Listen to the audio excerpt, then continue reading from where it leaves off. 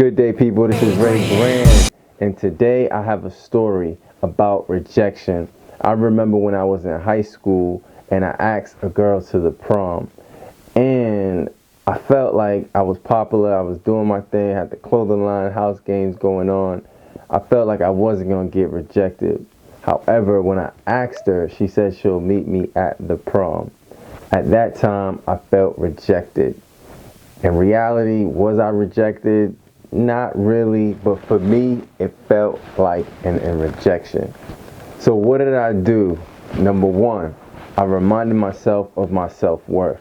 I reminded myself I was valuable. I reminded myself I am somebody. I reminded myself that regardless of what someone says or does, I know who I am and I'm continue to be grand. And that's what I did. I reminded myself of my self-worth. And number two, I kept things in perspective. I looked at that, well, she didn't say no. She said she will meet me at the prom. So I said, well, okay, I don't have a date to particularly go to the prom. However, I'm meeting someone at the prom. And eventually, I did bring a date. So the reality of it is I had 2 dates for the prom. So I kept things in perspective and I kept a positive attitude regardless on how I felt during that process. And number three is that I faced my fear, because I was fearful talking to a female in high school because I was a little bit shy and I didn't really know how to approach a female and ask her to the prom. And in reality, I was really focused on my money. I wasn't focused on girls. I was focused on bettering my life, focusing on getting off Social Security. However, so talking to females were not my expertise. Even though it may seem that I was confident and that speaking to females were fairly easy for me, that was not something that I wanted to do, and I was fearful of it. And anything that I'm fearful of, I face that fear. Just like public speaking. I was fearful of public speaking. I don't like having fear in my body. So I jump in it and I do it anyway, despite the feeling. And that's how I overcame the fear. And number four, I rejected the self-negative talk. We know how that can be. So what happened in that moment? Man, she doesn't like me. It's because of my wheelchair, because I'm a cripple, because I'm handicapped, because this, that. I started talking negative to myself. And as soon as anytime I see that happening, I reverse that. And I say, oh, no.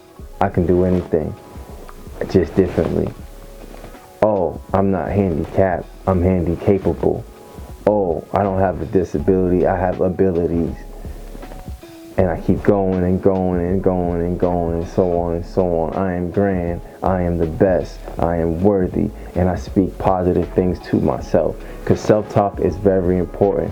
When you become more aware, you'll start to see how we all talk to ourselves and we don't even realize it. So be aware of the negative self-talk. And number five, learn the lesson within the rejection.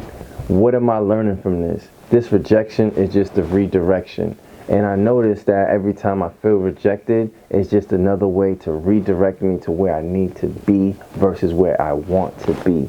So what is the opportunity to learn a lesson? Every time you feel rejected, say, hey, what lesson can I learn from this? But you may not feel that immediately, which goes to number 6. Find a place where you can talk to somebody, a community, and feel comfortable to talk it out. Because when you have someone to talk to, eventually you begin to feel better.